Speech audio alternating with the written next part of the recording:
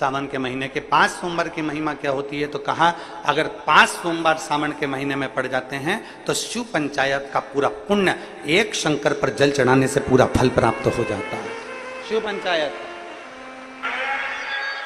श्रावण का पहला सोमवार होता है शिव तत्व का, श्रावण का दूसरा सोमवार होता है देवी तत्व का, माँ दुर्गा, माँ भवानी।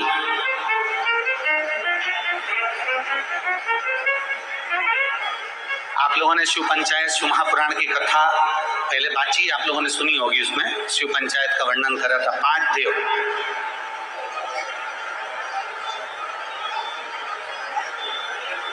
शंकर भगवान, स्वयं पंचदेव में प्रथमता प्राप्त कर बैठे माँ दुर्गा, भगवान नारायण शिव पंचायत में, भगवान भास्कर देव और स्वयं भगवान शिव के सुंदर आनंद धारण करने वाले शंकरेश।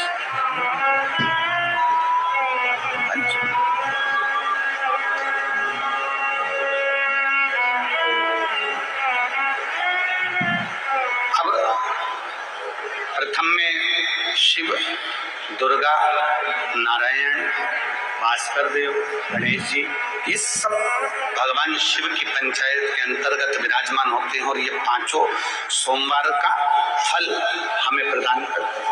5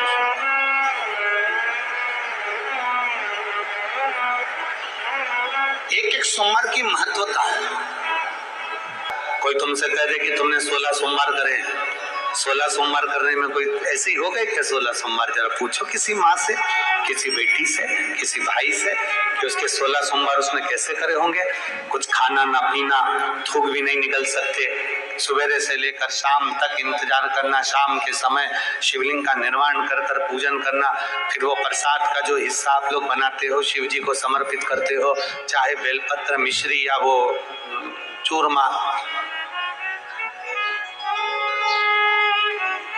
मलिदा बोलते हो, चूरमा बोलते हो, जो भी हो, बाबा को चढ़ाकर फिर उसको पाना है। कोई कोई भगवान के पंचामृत से करता है, कोई मिश्री से करता है, कोई बेलपत्र से करता है, कोई चूरमा से करता है। ये पशु जैसे आप लोगों की इच्छा होती है वैसे आप लोग 16 सोमवार करते हैं।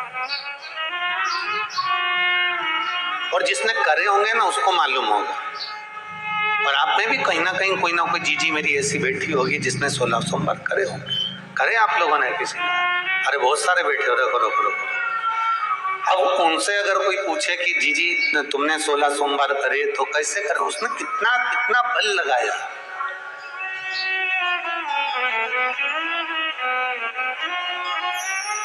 जरा उससे पूछा जाए, बच्चों को भी स्कूल भेजना है, पति का पूरा काम करना है, टिफिन तैयार करना है, सास को संभालना है, ससुर को संभालना है, देवर जेठ को संभालना है, पूरा परिवार संभालते संभालते फिर उसको अपने व्रत में ही उसको ये सब काम करना है। और व्रत में ही ना कुछ खाया ना पिया, सुबह से भूखी प्यासी, और सारा बच्चों को संभाले, घर को संभाले, कुटुंब को संभाले, संभालते संभालते शाम को पूजन की थाली लगाकर पूजन करना, किताब पढ़ना, पोथी पढ़ना, पोथी पढ़कर फिर थोड़ा सा भाग लेकर फिर भगवान का विसर्जन करना। जरा विचार करिए, उसका पूरा दिन उसने पूर्ण तरह से समर्पण में लगा दिया। और कोई उससे कह दे कि तुमने 16 सोमवार के व्रत करें, तुम्हारे वो 16 सोमवार के व्रत का पूरा फल हमको दे दो, तो कोई जीजी से पूछे। परंतु दुनिया में कोई ऐसा नहीं होता जो अपना फल किसी को दे दे, पर केवल एक घर की स्त्री, घर की नारी, घर की माँ, घर की महिला, घर की नारी, घर की स्त्री एक ऐसी होती है जो 16 सोमवार का व्रत अपने लिए नहीं करती, अपने बच्चों या अपने पति के लिए या परिवार के लिए करती है। हमने कभी भी किसी भी, हमने कई जीजियों से पूछा कि तुम 16 सोमवार का व्रत करियो? हाँ। किसके लिए करियो? व्रत तुमने करा है, फल अपने पति के लिए। उनका स्वास्थ्य ठीक नहीं चल रहा था ना गुरुजी, उनका धंधा अच्छा नहीं चल रहा था ना गुरुजी, उनके यहाँ ऐसी तकलीफ थी ना गुरुजी, थोड़ा टेंशन आ गया था ना गुरुजी, इसलिए हमने ये व्रत हमारे पति के लिए करा। बेटे का थोड़ा काम अच्छा नहीं चल रहा था ना गुरुजी, बच्चे का स्वास्थ्य ठीक नहीं चल रहा था ना गुरुजी, तो हमने 16 सोमवार का व्रत कर लिया। हमने कहा जीजी तूने कभी अपने लिए व्रत करा है? नारी जो कुछ भी अपने जीवन में व्रत तप साधना जो कुछ भी करती है वो हमेशा अपने लिए नहीं करती। एक स्त्री जो कुछ भी व्रत करती है, साधना करती है, वो अपने परिवार के लिए, अपने कुटुंब के लिए, अपने इष्ट को, जो भी उसके पति हैं, उसके परिवार वाले हैं, उसके कुटुंब वाले हैं, उनको देने के लिए करती है, अपने लिए नहीं जिए वो।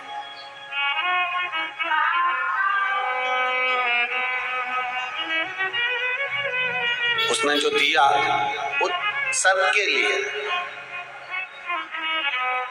और आज भी पशुपतिनाथ का अगर व्रत मेरी माताएं कर रही हैं, पशुपतिनाथ का अगर व्रत मेरी माताएं कर रही हैं, मेरी जीजियां कर रही हैं, तो वो अपने लिए नहीं कर रही, वो पशुपतिनाथ का व्रत भी वो दूसरे के लिए कर।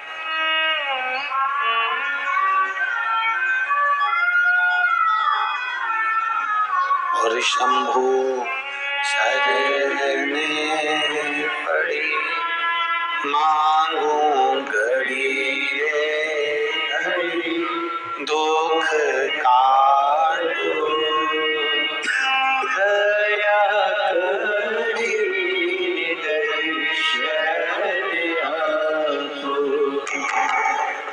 शंभु शरणे पड़ी मांगू घड़ी दुख काटो दया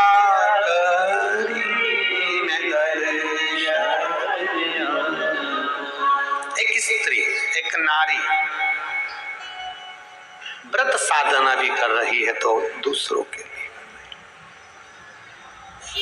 अपने लिए नहीं करिए। जो व्रत का फल मिला वो दूसरे के लिए। क्यों शिव प्रसन्न होते हैं? किस लिए भगवान देवदत्त महादेव प्रसन्न हो जाते हैं? पार्वती जी ने 1000 वर्ष तक तब किया, शिव प्रसन्न नहीं हुए, पर पार्वती ने एक अच्छा काम कर दिया, एक बच्चे के प्राण को बचा लिया, तो शंकर प्रसन्न हो गए, शिव प्रसन्न।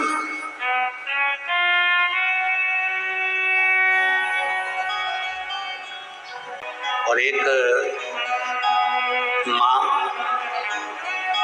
जिसने सावन की कथाओं का नियम लिया है, वो तो एक बाहर वो आई हुई कथा में चलते हैं, भक्त कथा में चलते हैं, आई हुई है कहीं से, कथा में उसका नियम रहा है कथा सुनने का। तो एक बैठी इस चौराहे से भी आगे वाले चौराहे पर, वो अपना मोबाइल ऐसे सामने रखी है, अपना बैग पास में, और एक छपरे के नीचे बैठकर अपनी कथा का रसपान कर रही है। नियम है।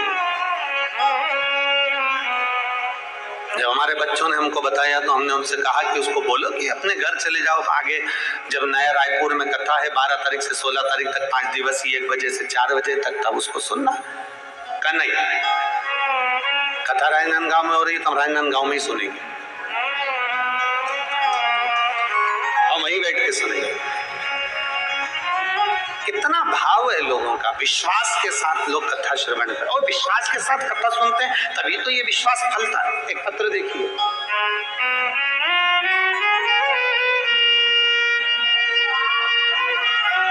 मेरा नाम नीलिमा तिवारी है, मेरी माँ कुसुम तिवारी, राजनांदगांव छत्तीसगढ़ की रहने वासी हूँ। कहीं बैठी हैं नीलिमा तिवारी, आती हैं श्री शिवाय नमस्तुभ्यं में माँ तिला दो, आ जाओ एक बेलपत्र ले जाना। मेरी माँ कुसुम तिवारी छत्तीसगढ़ के निवासी हैं, राजनांदगांव के। मेरी माँ बार बार बीमार पड़ती थी।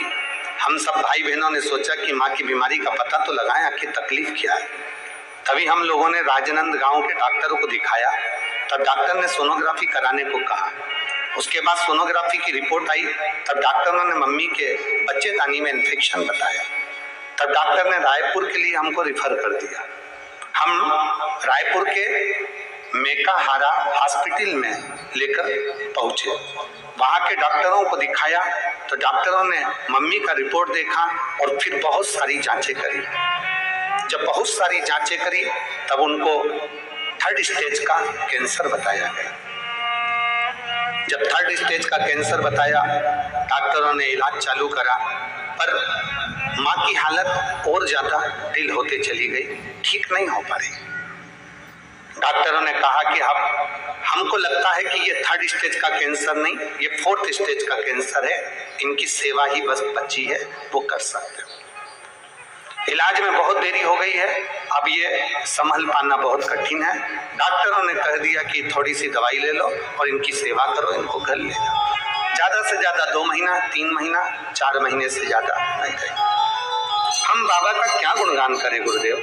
टीवी पर हमने हॉस्पिटल की नर्स के कहने पर कथा सुनना प्रारंभ करी और मोबाइल पर ही कथा सुनते सुनते हम अपने घर पर आ गए। घर पर आने के बाद हम हमारी माँ को लेकर कुबेरेश्वर धाम चले गए। वहाँ कंकर शंकर की पूजन करी, एक रुद्राक्ष लिया, उसको लेकर आ गए। तांबे के कलश में गलाते, शिव जी को चढ़ाते और वो पानी अपनी माँ को देते। धीरे धीरे एक बेलपत्र अपनी मम्मी को खाने के लिए दे देते। हमारी माँ को जब हम बेलपत्र देते, उसको मंदिर तक ले जाके नंदी के पास बिठा देते और वहीं पर हम शंकर का चढ़ा हुआ जल अपनी माँ को पिला देते। ऐसा करते करते डॉक्टर ने तो 2-3 महीने का बोला था, पर ऐसा करते करते जब हम 1 महीने तक रेगुलर शिव जी का चढ़ा हुआ जल देने लगे, फिर हम इनको वापिस लेकर हॉस्पिटल रायपुर पहुंच गए और हमने कहा, हमने सुना है कि रुद्राक्ष का फल मिलता है, बेलपत्र का फल मिलता है, शिव पर चढ़े हुए जल का फल मिलता है। डॉक्टर साहब एक रिपोर्ट और निकालिए। हमने हमारी माँ की दूसरी रिपोर्ट फिर डॉक्टरों के माध्यम से उसी हॉस्पिटल में निकलवाना प्रारंभ करी और 19 जून 2023 को डॉक्टर ने कह दिया कि तुम्हारी माता को कैंसर नहीं है और रिपोर्ट नॉर्मल है। मैं शिव को प्रणाम करने के लिए एक विश्वास जब हमारे भीतर होता है, नाम है नीलिमा तिवारी, माँ है कुसुम तिवारी। आज उठा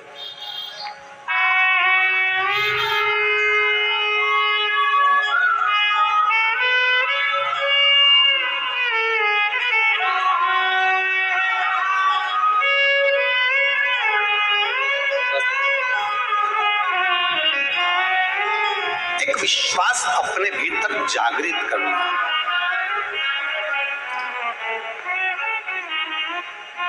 जब हमारे भीतर एक भरोसा, एक विश्वास जागृत हो जाता है, तब हमें शिव को ढूंढना नहीं पड़ता, शिव हमको ढूंढते हैं।